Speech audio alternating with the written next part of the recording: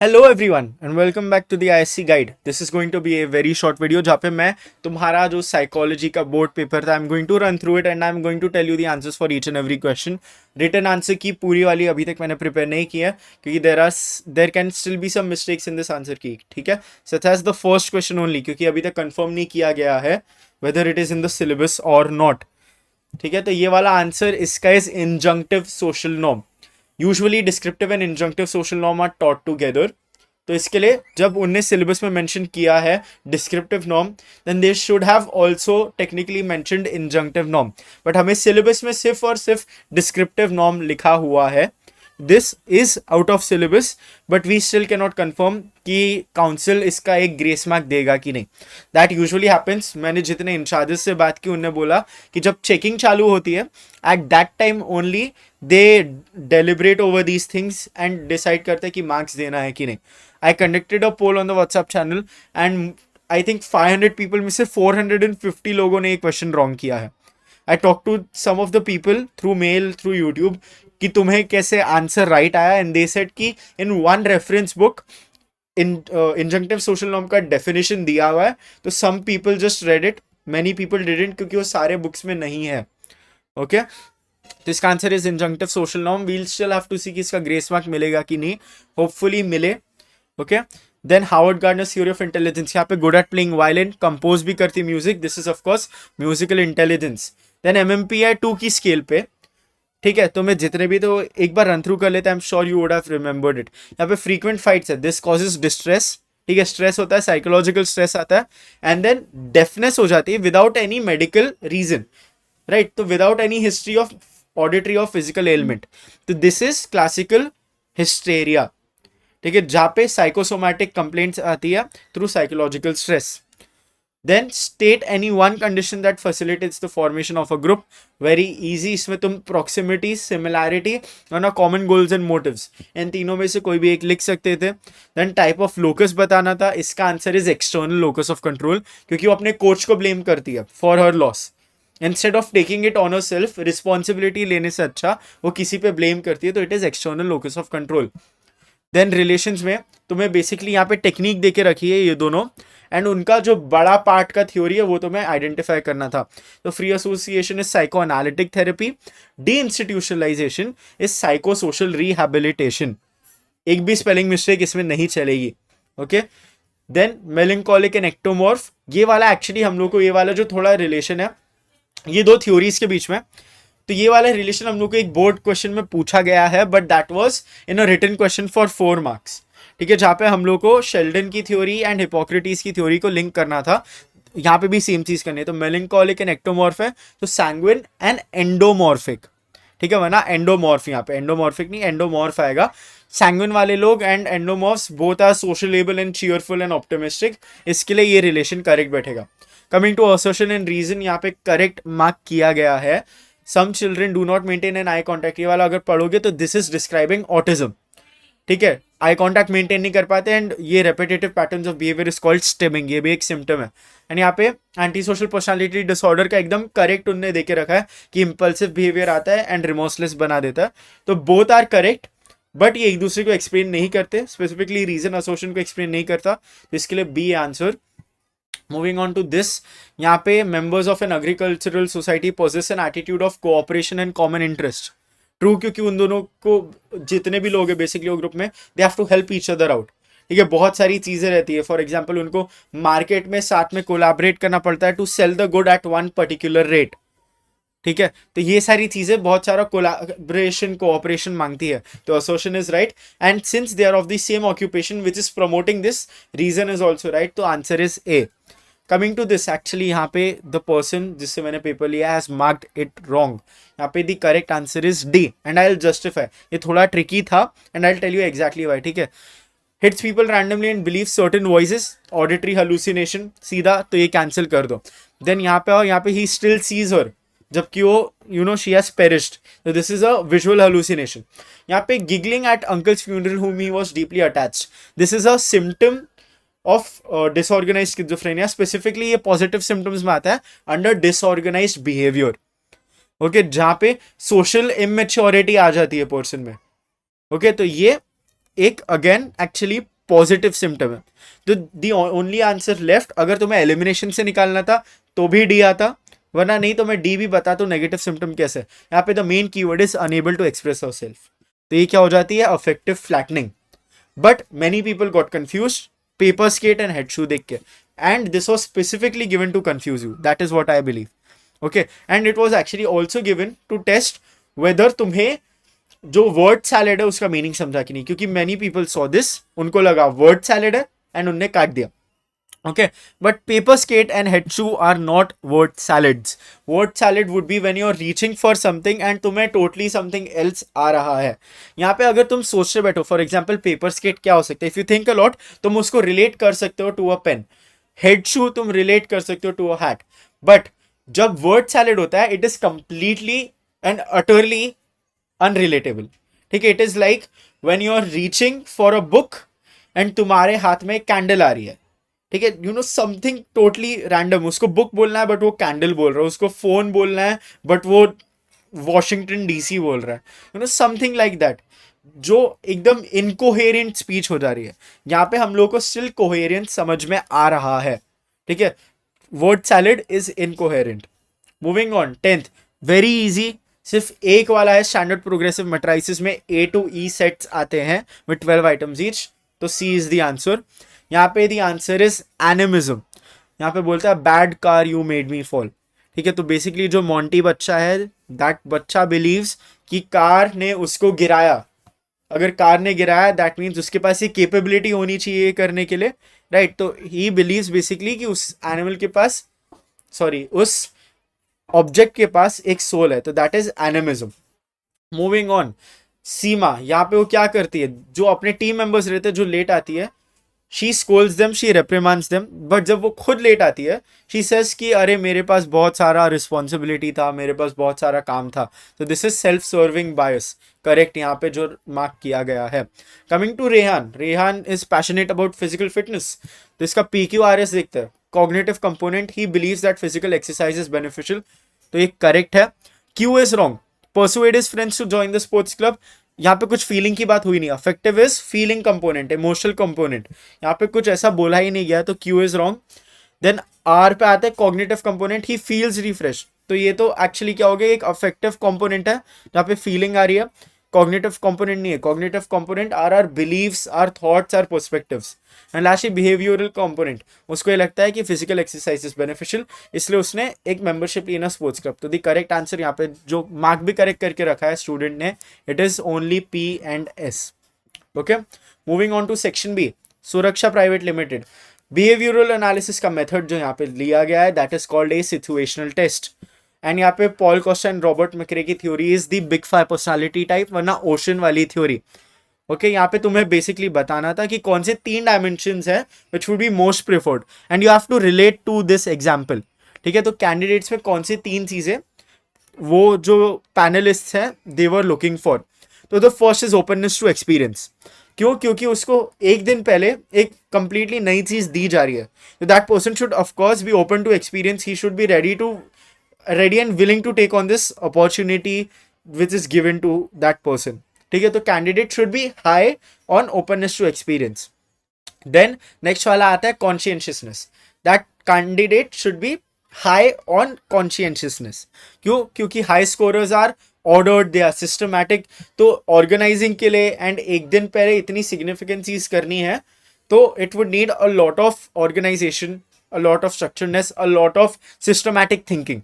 And last वाला is neuroticism, neuroticism में low scorers चाहिए क्योंकि they want someone who is emotionally stable, कि वो एक दिन पहले इतना सिग्निफिकेंट अंडरटेकिंग ले सके, ठीक है, तो somebody low on neuroticism will be preferred।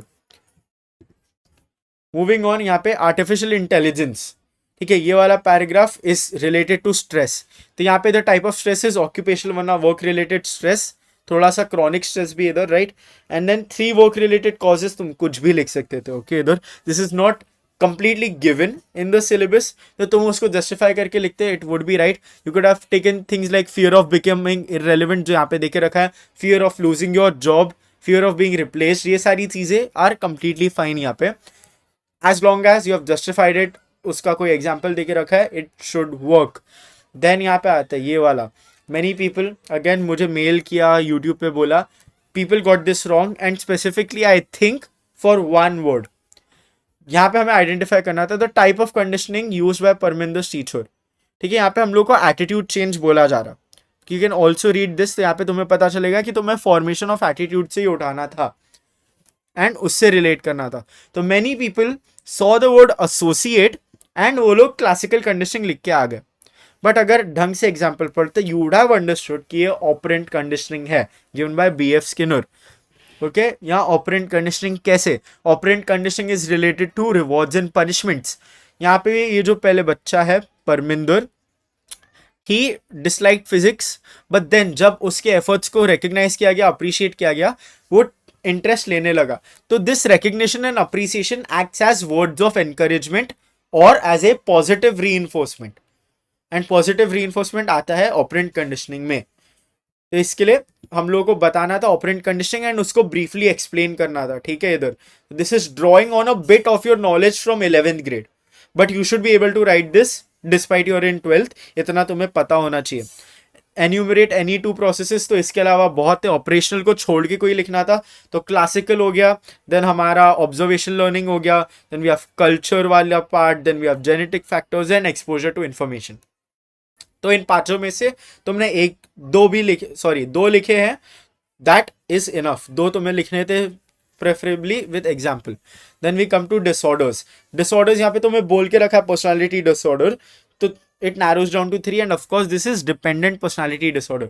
4 mark का है, इन्हें प्रॉपर डिविजन ऑफ मार्क्स नहीं दिया। ओके, फर्स्ट थिंग तुम्हें आइडेंटिफाई करना है द डिसऑर्डर, ये हम लोग को पता है 1 मार्क का वो लोग देंगे। तो डिपेंडेंट पर्सनालिटी डिसऑर्डर तुमने आइडेंटिफाई किया, 2 मार्क्स आर फॉर कॉजेज, तो you know genetic predisposition हो गया जैसे तुम्हारा, and then whatever else तुमने लिया हो, maybe hyperactivity in the amygdala वो लिया हो, वरना ओवर प्रोटेक्टिव पेरेंटिंग वो लिया हो, you know whatever you have taken उसका proper head point and explanation दे दो, that should be enough, that only makes up for 3 marks. लेकिन राइट, बाकी का 1 मार्क कैसे, तो 1 mark you preferably explain dependent personality disorder in 1 or 2 lines and साथ में 1 या 2 सिम्टम्स दे दिए हो, that is what I am hoping for. इसका एकदम क्लियर नहीं है कि वो 1 मार्क किस चीज के लिए है, but I think symptoms and उसके साथ डिस्क्रिप्शन या तो ये दोनों साथ में, वरना एटलीस्ट एक चीज कंसिडर होना चाहिए for that 1 mark. Moving on to question 5, triarchic theory of intelligence was Robert Sternberg, उसने बनाया था इन 1985। अगर याद रहा लिख दिया, वेरी गुड। यहाँ पे अभी बताना है सब theories of experiential type. Many people got confuse, ये 3 मार्क का है, experiential should be creative, but उसमें 3 पॉइंट्स है नहीं। ओके, ये थोड़ा सा ट्रिकी है, but it is creative intelligence only. ये तो तुम्हें 3 मार्क के लिए क्या करना रहता है, क्रिएटिव इंटेलिजेंस का 1-2 लाइन का एक्सप्लेनेशन दे दो, देन नॉवेल्टी समझाओ जो उसके अंदर का सब थ्योरी है, एंड ऑटोमेशन समझाओ जो एक और सब थ्योरी है। ठीक है, along with description and example, so that should have got you all 3 marks. Then आता है क्वेश्चन 6, कॉग्निटिव अप्रेजल के ऊपर, यहाँ पे 4 मार्क का है, तो यहाँ पे तुम्हें सिर्फ बताना था 2 ways, primary appraisal and secondary appraisal. इसके साथ तुम अगर कॉग्निटिव अप्रेजल के बारे में थोड़ा सा बता भी देते तो that should have been enough. यहाँ से भी ले सकते हो, you know it is stress is a result of our mental interpretation, यहाँ से थोड़े 1-2 पॉइंट्स ले लिए तो भी चल जाना चाहिए। सेकेंड वाला यहाँ पे अगेन ये एकदम स्पेसिफिकली लिखा हुआ नहीं है तुम्हें सिलेबस में कि तुम्हें एग्जैक्टली यहाँ क्या पॉइंट्स देने हैं। You could have taken things like you know anxiety cause होती है, स्ट्रेस कॉज होता है, there is loss of identity, depression हो सकता है, यू नो ये सारी चीज़ें अगर तुम एटलीस्ट ढंग से 4 रीजंस दे रहे हो with proper head points, with a proper explanation and a proper example, you should get the marks, क्योंकि ये प्रॉपरली हमारे सिलेबस में कवर नहीं है। This was an application based question. Question 7 मैंने बोला था स्ट्रेन सिचुएशन टेस्ट आएगा एंड आया भी, तो you have to compare the styles of attachment. इसमें सिक्योर में सबसे कम क्यों है ये बताना है, डिसऑर्गेनाइज में सबसे हाई क्यों है ये बताना है, इनके पेरेंटिंग स्टाइल्स के साथ इनको साथ में कनेक्ट करो, एंड प्रेफरेबली लास्ट में कंपेयर करने बोला है सारे स्टाइल्स को, तो एक एक करके इनका डिस्क्रिप्शन नहीं देना है, इनका एक ओवरऑल तुम्हें डिफ्रेंसिएशन एक कंपैरिजन भी प्रोवाइड करना है। तो आई होप कि एक कंक्लूडिंग पैराग्राफ लिखा हो तुमने जहाँ पे तुमने कंपेयर किया हो। Okay, moving on to question 8, political parties, ये social phenomenon is group polarisation. यहाँ पे ग्रुप पोलराइजेशन में 2 रीजंस देना है एक्सप्लेन करने के लिए, तो यहाँ पे 2 मार्क है राइट, तो सिर्फ ग्रुप पोलराइजेशन लिख के नहीं छोड़ना, you have to explain it also. 2 reasons could be your persuasion, कि बेसिकली जो पार्टी ए है मे बी उनने बहुत सारा डेटा दिया हो, स्टेटिस्टिक्स दिए हो, रिसर्च पेपर्स दिखाए हो, which basically prove their point कि 40% funds are the best thing. ठीक है, तो ये क्या हो गया, अपील टू लॉजिक। तो ऐसा कुछ तुमने बताया हो। इन एवरी केस तुम्हें फॉर एग्जाम्पल अगर पर्सुएशन लिखा तो पहले बताओ पर्सुएशन क्या, and then the example that you give must be related to party A and B. वो कंपलसरी है। I have always said case study जब भी आए तो you have to relate it back to the case study. Okay, then persuasion के बाद the second point I guess is social influence. ठीक है, normative and informative social influence. So people agreed through informative social influence, क्योंकि party B वालों को मे भी लगा हो, थोड़े मेंबर्स को, कि पार्टी ए वाले अपना रिसर्च करके आए हैं तो they know the right thing, तो उनके साथ अग्री करते हैं।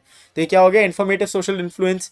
Normative social influence is people agree because they want to fit in, right. तो थोड़े पार्टी ए वाले ऐसे होंगे कि अरे मेरे सारे दोस्त उससे अग्री करते हैं, मैं भी अग्री कर देता हूँ। Okay, I have seen some people right conformity, not entirely sure आ सकता है कि नहीं, but it does explain it. I think the better is social influence and persuasion दो। Moving on to section C. Name the psychologist who developed client-centered therapy. This is Carl Rogers, of course. And any 6 principles. तो ये मैंने तुम्हें mnemonic दे के रखा है, pace fun जी। इसमें any 6 out of paraphrasing, active listening, conditions of worth, empathetic understanding, fully functioning individual, unconditional positive regard, non-directive counseling and genuineness. इनमें से अगर तुम कोई भी लिखते 6 description and of course with an example, तो you would have gotten 6 marks पूरे। Moving on to 10, ये एरिक्सन्स थ्योरी का है एंड ये बहुत जल्दी खत्म होने वाला क्वेश्चन था, राइट। तो identify the phases depicted in cases A B and C. A में तो तुम्हें लिख के दिया कि वो अर्ली चाइल्डहुड फेज में, ओके, तो this should have been a free mark.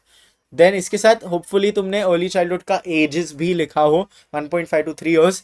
I think maximum अगर वो काटे, आई डोंट थिंक काटना चाहिए, बट मैक्सिमम आधा मार्क ही काटेंगे। मेजर थिंग इज कौन से स्टेज में, क्योंकि वो बोला गया, right. Then Paul joins a college after a secure school life. तो ये वाली चीज कॉलेज दिखा लोगों ने, दे थॉट कि 12th में 17 ईयर्स के, तो कॉलेज ज्वाइन करने पे तो 18 ईयर्स के होंगे, तो अडोलेसेंस में आता है तो अडोलेसेंस लिख देता है, बट नहीं, यहाँ आंसर इज अर्ली अडल्टहुड। क्योंकि तुम्हें इसका कॉन्फ्लिक्ट देखना था। He feels lonely. Early adulthood का conflict is intimacy versus isolation. Isolation and lonely are the same thing. तो यहाँ पे the answer is early adulthood. Case C, यहाँ पे भी तुम्हें वापस देखना चाहिए था। तुम यहाँ पे इसका एज भी देख सकते थे कि ये रिटायर हो रहा है, बट साथ में the major thing was again the conflict, कि उसको फुलफिलमेंट फील हो रही है। This is integrity versus despair in maturity 65+ years of age. Then we come to the second one. Briefly explain the dimensions of the crisis as depicted in A, B and C. तो basically तुम्हें जो इसका हर एक में conflict है वो बताना था। तो A, early childhood, of course ये हम लोगों का है, autonomy versus shame and doubt. Then case B, यहाँ पे हम लोगों का आता है अर्ली अडल्टहुड, जैसे मैंने बोला, इंटीमेसी वर्सेस आइसोलेशन, एंड यहाँ पे integrity versus despair which is in maturity. के साथ में होपफुली तुमने आउटकम्स भी लिखे हो। 1 मार्क के लिए है, आई don't think it is totally expected, but for full marks I hope तुम लोगों ने आउटकम्स भी लिखे हो कि इसको नेगेटिव आउटकम मिला, इसको भी नेगेटिव आउटकम मिला एंड इसको पॉजिटिव आउटकम मिला। ओके, देन एक कोई भी क्रिटिसिज्म देना था तुम्हें एरिक्सन्स थ्योरी का। बेसिकली ये कल्चर फेयर नहीं है, सब जगह कल्चर पे अप्लाई नहीं होता, क्योंकि it assumes global progression, but हर एक कल्चर में अप्लाई नहीं होता है। ऐसे करके तुम्हें कुछ एक्सप्लेन करना था, एक क्रिटिसिज्म। देन क्वेश्चन 11 आता है, two cognitive developments in sensory motor stage. तो okay, so the 2 most prominent ones of course are object permanence and goal directed thinking. ठीक है, एंड देन फिर उसके बाद एक्सप्लोरेशन थ्रू सेंसेस, एंड जो भी तुमने कोई बुक से लिया हो that should be enough. Then macro system is the larger context basically. ठीक है, तो are social, are political, are economical and cultural जो बड़े एट लार्ज सिस्टम्स है, that is the macro system. इसको तुम्हें डिफाइन करना था, preferably with an example. 5 ways importance of life span development बताना था। तो basically it helps to know the motor milestones की कौन से एजेस पे हमें हेल्प करता है टू डेवलप इट। यहाँ पे अगेन हम लोग को सिलेबस में प्रॉपर हेड पॉइंट्स नहीं दिए हुए हैं, तो wherever you have taken them from they should work as long as तुमने ढंग से एक्सप्लेन किया एंड एग्जाम्पल है। तो it also helps teachers and parents to identify development deficits. ये सारे points would be accepted. Then 2 withdrawal symptoms, do not confuse this with tolerance and वो सब, वो विड्रॉल सिम्टम्स नहीं है, they are just symptoms of substance abuse. okay, तुम्हें withdrawal symptoms लिखना है, तो this includes things like fatigue, nausea, vomiting, ये सारी चीजें, हेडेक्स, ठीक है। देन नाइव हेडोनिस्टिक ओरिएंटेशन, जब डिस्क्राइब द लेवल करने बोला है तो यू हैव टू मेंशन कि this is stage 2 of level 1 which is pre conventional morality, and then तुम्हें बताना है कि नाइव हेडोनिस्टिक होता है क्या। This is when the individual only considers those things to be right when it helps them, ठीक है, वरना it is beneficial to them. Then as I said, मुझे पहले से like I was very sure identity status आएगा, and आया भी। तो 5 मार्क का है पोस्टल आइडेंटिटी, 1 मार्क का डेफिनेशन, एंड 4 पैटर्न्स का एक तुम्हें बताना था। Again as I always say with examples, तो यहाँ पे तुम्हें उसके फुल 5 मिल जाते हैं। Last question is about Hazel, a resident of Switzerland. ये इंडिया आई है यूनिवर्सिटी अटेंड करने under a foreign exchange study programme. तो पहले तो 4 communication skills, any 4 that is given in your syllabus, no attention, listening, body language, culture वाला, you could have taken any 4, उसको explain कर देते, preferably with an example related to Hazel, ठीक है। क्योंकि यहाँ पे क्या बोला है, any 4 communication skills that the counsellor in the university should process, ठीक है, जो उसके पास होनी चाहिए in order to help Hazel. तो जो भी तुमने एग्जाम्पल्स दिए वो हेजल से रिलेटेड होने चाहिए। देन लास्ट वाला crowding tolerance and competition tolerance, 3 marks. Crowding tolerance को डिफाइन करना था, उसको एक्सप्लेन करना था। You could have said things like crowding tolerance उसमें ज़्यादा होता है in people that typically hello from places जहाँ पे क्राउड ज़्यादा है, उनमें क्राउडिंग टॉलरेंस ज़्यादा रहता है। एंड देन ऑफ कोर्स यहाँ पे लिखा हुआ है with reference to Hazel's reaction, तो तुम्हें इसका रिएक्शन लेना था। She felt that there were too many students in a batch, ये इसका रिएक्शन था। तो तुम्हें एक्सप्लेन करना था that she has a low crowding tolerance. Then coming to competition tolerance, again तुम्हें एक्सप्लेन करना था कि ये क्या होता है। May be you could have said कि हाई टॉलरेंस वाले लोग take competition as constructive and healthily लेते हैं, बट जिनका लो रहता है वो लोग इसको ढंग से प्रोसेस नहीं कर पाते, right, as she got overwhelmed too. तो हेजल का भी बताना था कि शी गॉट ओवरवेल्म्ड, इसका tolerance was also low. Okay, that was the whole paper. We are still waiting. First वाला क्या है? Many people are hanging on that, and I hope तुम्हें इन सब के answers right आए हो. And many people sent me the paper. मैंने जैसे ही डाला था message, तो I'm just going to say out their names to just thank them. Oliva, Rupsha, Paulomi, Samiksha, Arya, Anjali. Okay, thank you all so much. तुम लोगों ने papers भेजे so promptly. And I hope तुम लोगों को maximum marks achieve हुए हो, and even if not it's absolutely fine. Just you know जितने भी तुम्हें आए, वेदर इट इज 60, 50 और 70 out of 70, look to the next paper, ठीक है। रिमेंबर दिस, सिर्फ इतना याद रखो कि अच्छा चलो इतने मार्क्स आए, अगर मुझे जितने चाहिए थे उतने नहीं है, तो I just have to work harder in the next paper. Okay, I hope that is what you take away from this. Take this positively, okay. किसी को ब्लेम मत करने बैठो, ना ही खुद को ब्लेम करो।